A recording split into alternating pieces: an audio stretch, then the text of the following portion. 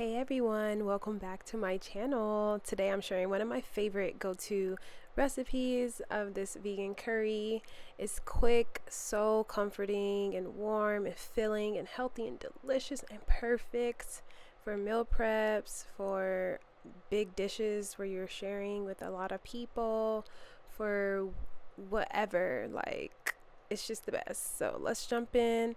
You can substitute a lot of vegetables in this. You can mix and match, use whichever kind of lentils you would like, whichever vegetables you have lying around. But I will for sure use onion. You can't, there's certain things you can't skip. So you want the coconut milk, you want some carrots and onion and garlic and ginger. And your spices really do help. So yeah, go ahead and rinse those lentils. Just rinse some lentils out. And then I like to put sweet potato in as well. You can do like half sweet potato, half regular potato. And we are just filling this with so much delicious goodness, so many nutritious vegetables. So yeah, you want your bell pepper. You can put some fresh tomatoes in there. You can use tomato paste if you don't want to use tomato, like if you don't have tomato,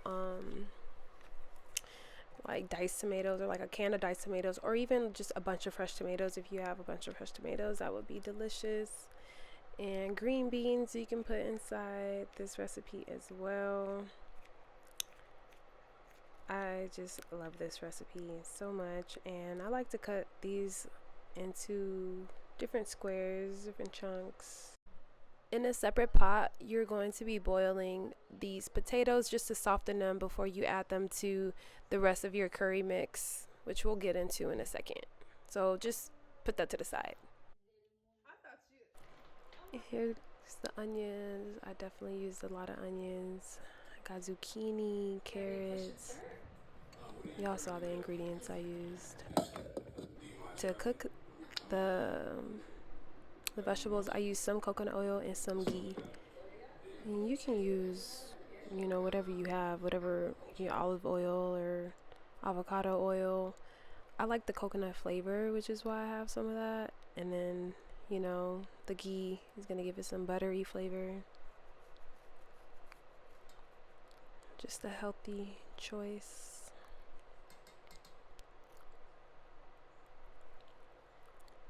And always watch your heat. I think I have this stuff on like medium to high heat. Not too high, but like medium high. And so yeah, my potatoes are boiling while I'm doing all this. So I'm cooking the garlic, onion, ginger, and onion together.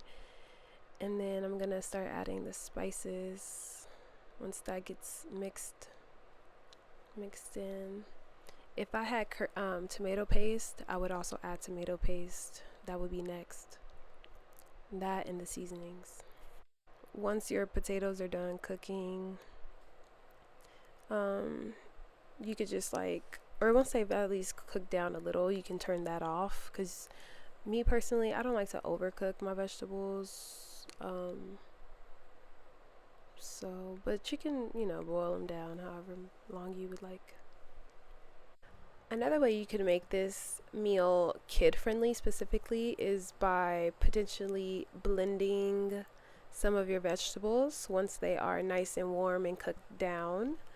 Your potatoes and sweet potatoes, those are gonna mash easily. So kids like mashed foods, right? So they have like a texture issue. So you could blend down the vegetables once they have cooked and once you've gotten all the seasonings and everything in it. And then also, if you wanted to make this with rice, that's delicious as well, and garnish it with cilantro. This could also be eaten with naan.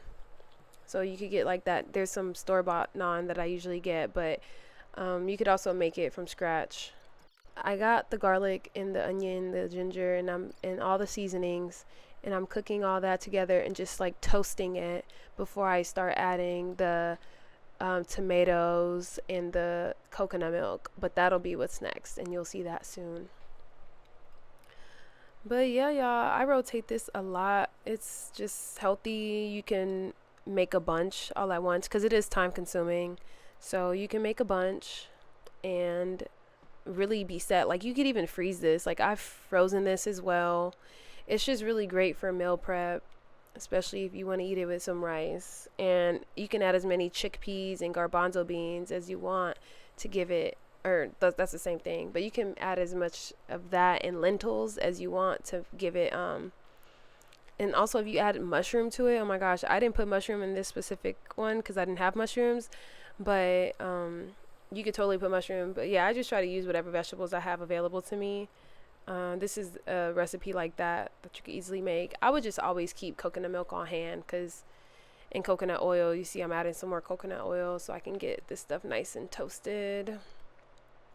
And y'all, don't be coming for my cooking techniques or none of that, because like my dad taught me how to cook some stuff, but like for the most part, I've been just experimenting. So you've chopped your celery, you've chopped your bell pepper, your onion, everything is being cooked down. You've added the tomato paste or the tomato sauce or the diced tomato.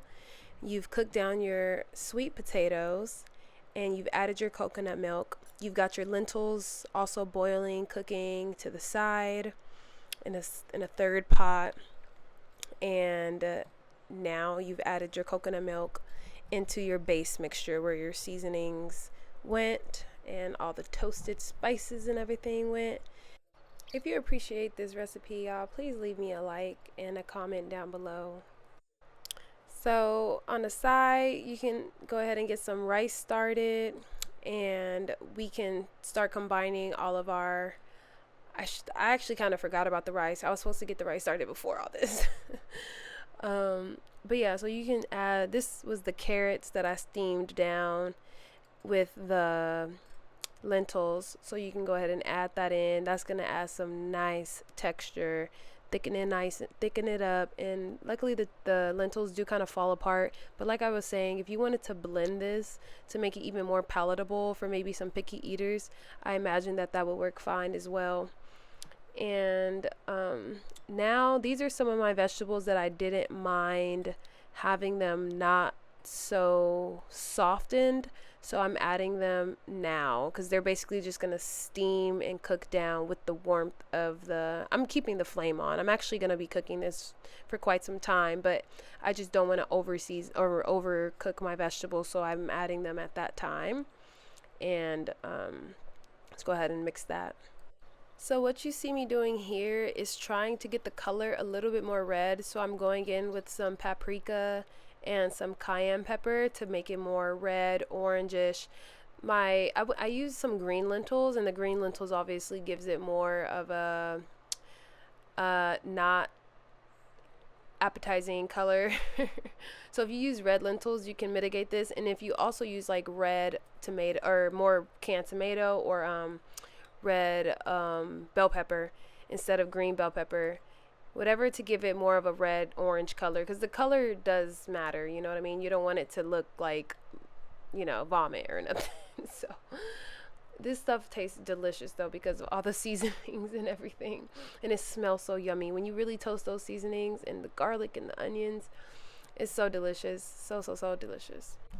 So I'm not happy with the color of the curry. Usually I'll use a lot more tomato in the beginning while I'm toasting the onion and the garlic and the ginger, like in that process, in that beginning part. After it's toasted a little bit, I'll add more tomato, and so the steps are kind of different. I'm adding this last minute, but I just want the color to be a little bit more red and pigmented.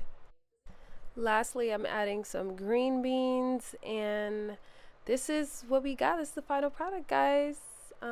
This curry is so delicious, and it lasts so long depending on how much you make, and it's just so filling, and I love this stuff so much. I hope y'all enjoy it. Please leave the video a like down and a comment down below. Are you gonna try this for your family? Are you gonna cook this for your man, for your girl, your woman, your women, your men? Let me know how y'all getting down. All right, peace out.